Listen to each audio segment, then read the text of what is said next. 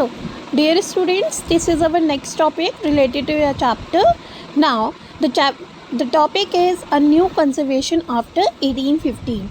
You all know very well, in 1815, representatives of European power like Britain, Russia, Prussia and Austria collectively defeated Napoleon. Okay? हमने पढ़ा था ना ये चीज़ कि Napoleon ruling थी 1804 to 1815, जब न्यू एक मिडिल क्लास आई. ठीक है. इसके बाद जो 4 देश थे, ब्रिटेन, रशिया, प्रशिया और ऑस्ट्रिया, इन्होंने बैटल ऑफ वाटरलू में मिलकर जो है नेपोलियन को डिफीट करवाया था, हराया था. ठीक है. तो उसके बाद एक न्यू पॉलिसी जो है इमर्ज हुई, जिसका नाम क्या था, a new conservation after 1815. This is also known to be treaty of Vienna. आप इसको क्या कह सकते हैं, treaty of Vienna. Particular topic में भी आप इसको कंसीडर कर सकते हैं. ठीक है. यहाँ पे हेडिंग जो है आप /साल के ट्रीटी ऑफ वियना भी लिखेंगे.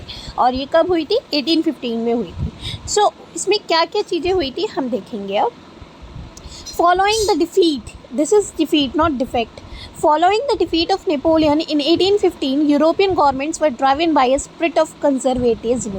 कि नेपोलियन की हार के बाद जो 1815 में हुई, तो उसके बाद क्या हुआ, जो यूरोपियन गवर्नमेंट थी, ठीक है, जो यूरोप की जो सरकार थी, वो एक पॉलिसी, एक स्पिरिट, एक विचारधारा की तरफ बढ़ने लगे, जो कि क्या थी, कंजर्वेटिज्म. अब कंजर्वेटिज्म का मतलब क्या होता है, कंजर्वेटिज्म का मतलब समझिए, जो ट्रेडिशनल जो सोसाइटी है ना, उसे फॉलो करते हैं. ठीक है. जैसे जो पेट्रियार्किकल सोसाइटी है, ऑटोक्रेसी है या मोनार्की है, मतलब जो रूलिंग है वो सिर्फ कुछ ही हैंड्स में होनी चाहिए, डेमोक्रेसी टाइप नहीं होनी चाहिए. सो इस टाइप का जो पैटर्न है, this is known to be conservatism. Okay. Most conservatives, however, did not propose a return to the society of pre-revolutionary days. वो ये नहीं चाहते थे मोस्टली कंजर्वेटिव्स कि वो उस तरफ मुड़ जाए जिस तरह की समाज कुछ दिन पहले था, जो डेमोक्रेसी की मांग कर रहा था, एबॉलिश करने की मांग कर रहा था मोनार्की को, ऑटोक्रेसी को, इक्वलिटी बिफोर लॉ की मांग कर रहा था. ठीक है. न्यू जो उनका सेंट्रल एडमिनिस्ट्रेटिव सिस्टम था, उसे एस्टेब्लिश करने की डिमांड कर रहा था. एस्टेट जनरल को हटाने की बात कर रहा था. ठीक है. तो जनरली इन सब चीज़ों की तरफ कंजर्वेटिव्स मुड़ना नहीं चाहते थे. That modernisation could in fact strengthen the traditional institutions like the monarchy. वो कह रहे थे कि ये जो मॉडर्नाइजेशन है, ठीक है, ये जो है ट्रेडिशनल इंस्टीट्यूशंस को स्ट्रेंथन करने में, जो हमारी मोनार्की है उसे स्ट्रेंथन करने में कोई भी काम नहीं आएगा. A modern army, an efficient bureaucracy, a dynamic economy, the abolition of feudalism and serfdom could strengthen the autocratic monarchies of Europe. वो क्या कह रहे हैं, बल्कि इसी मॉडर्नाइजेशन में अगर मैं क्या चीज़ें इम्प्लीमेंट करूँ, मॉडर्न आर्मी, ठीक है, जो कि हमें अब हरा ना पाए. एफिशिएंट ब्यूरोक्रेसी, ब्यूरोक्रेट्स क्या होते हैं, जो अपने देश के लिए लड़ते हैं, जो लोग अपने देश की पक्ष में बातें रखते हैं. ठीक है. So the people known to be bureaucrats. Okay. A dynamic economy, dynamic economy मतलब कि ये ना हो कम्युनिज्म पे ना चल रहा हो. डायनेमिक इकोनॉमी हो मीन्स कैपिटलिज्म की बात जो कर रहे हो, ठीक है, पूंजीवाद समाज की बात कर रहे हो, ये बात कर रहे हो कि किसी भी तरह हमें अपनी इकोनॉमी जो है उसे बढ़ाना है. ठीक है. हमारे जो रिसोर्सेज हैं उन्हें और भी बेहतर बनाना है.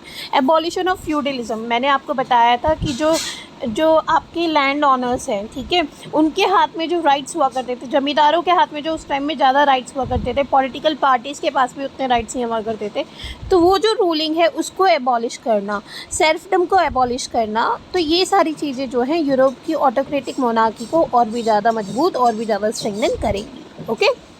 In 1815, representatives of the European powers, Britain, Russia, Prussia and Austria, who had collectively defeated Napoleon, met at Vienna to draw up a settlement for Europe. ठीक है. तो 1815 में यूरोपियन पावर्स के रिप्रेजेंटेटिव, ये जो Britain, Russia, Prussia and Austria हैं, ये सारे के सारे जिन्होंने नेपोलियन को मिलकर हराया था, वियना फ्रांस का एक देश है, वहाँ मिले और उन्होंने यूरोप में किस तरह से सेटलमेंट को लाया जाए, किस तरह से प्रॉपर एजेंसीज़ को लाया जाए, किस तरह से प्रॉपर जो फंक्शनिंग है उसे किया जाए, इसके लिए एक ट्रीटी साइन की. ठीक है.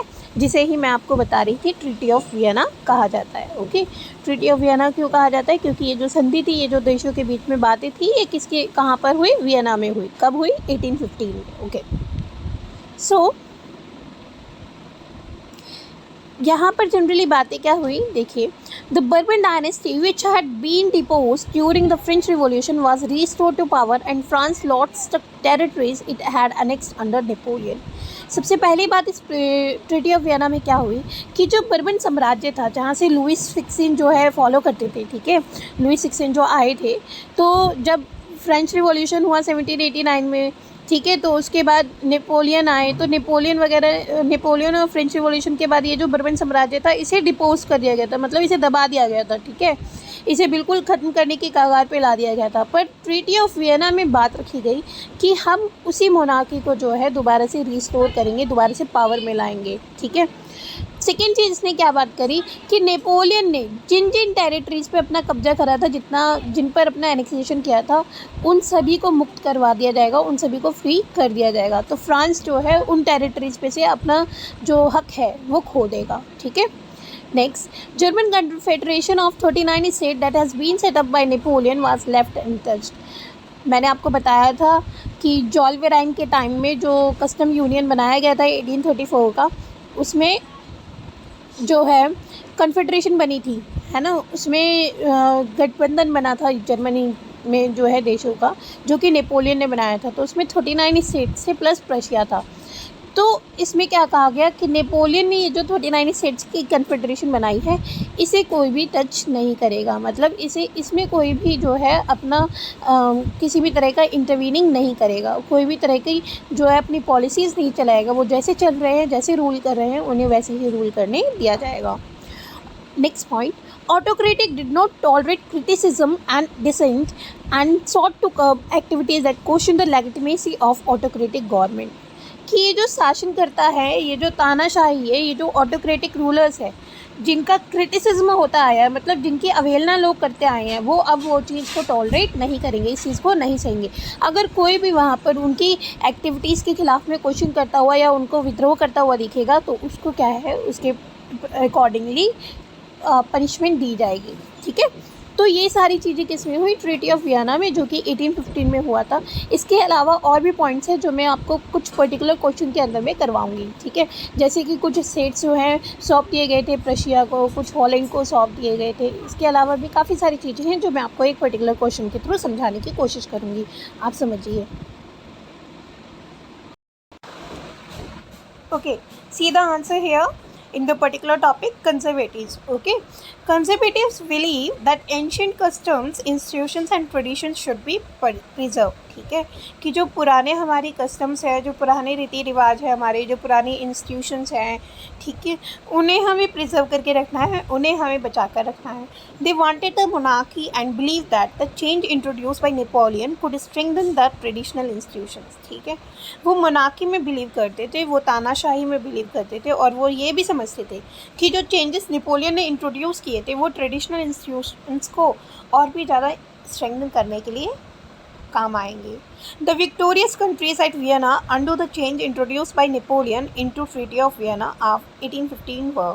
ठीक है, सॉरी, कि जो चेंजेस नेपोलियन ने किए थे उन्हें हटाना पड़ेगा, ठीक है, तभी जो है हम मोनार्की को दोबारा से सेटअप कर पाएंगे। तो इसीलिए उन्होंने ट्रीटी ऑफ वियना में जितना भी जो नेपोलियन का वर्क था उसे अंडू किया, मतलब उसे दोबारा से काम करना शुरू करा। सबसे पहले इन्होंने क्या किया, रिस्टोरेशन ऑफ बर्बन डायनेस्टी। मैंने आपको बताया कि जो बर्बन साम्राज्य था उसको रिस्टोर करना, जो कि अपनी पावर खो चुका था। Second, establishment of states on the border of France so that it can not be expand in future.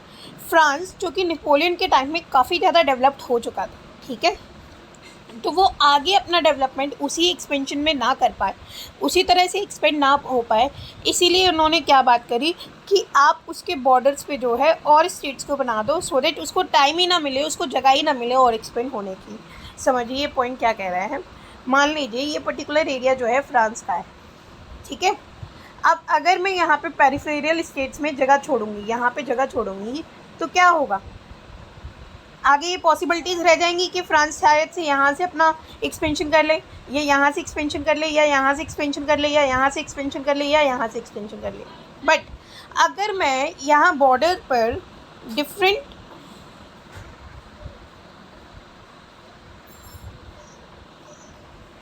अगर मैं यहाँ बॉर्डर पर, ठीक है, अगर मैं यहाँ बॉर्डर पर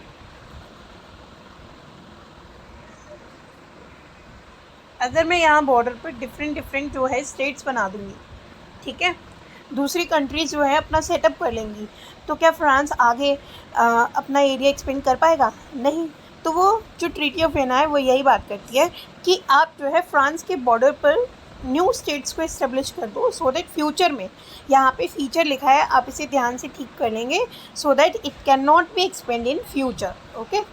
सम parts of Italy were given to Austria, that is Lombardy and Venetia. Italy के कुछ पार्ट्स जो हैं वो ऑस्ट्रिया को दे दिए गए, ठीक है, मतलब ऑस्ट्रिया की जीत में शामिल करे गए, क्योंकि ऑस्ट्रिया ने जीत हासिल करी थी नेपोलियन के अपोजिशन में. तो उसे इसी खुशी में जो है 2 स्टेट्स दे दिए गए इटली के, जो जिनका नाम क्या था, लंबार्डी एंड वेनेशिया. ओके.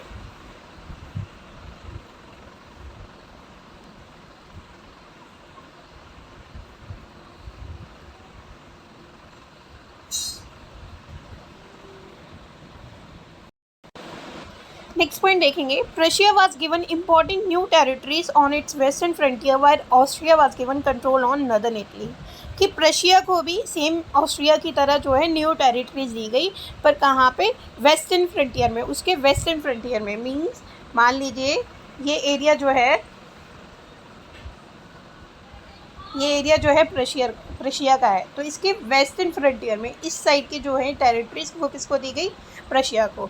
और नदर्न फ्रंटियर की, नॉर्थ की, ठीक है, जो नदर्न इटली था, इटली है नहीं, तो इसकी जो टेरिटरीज थी वो किसको दी गई थी आपकी?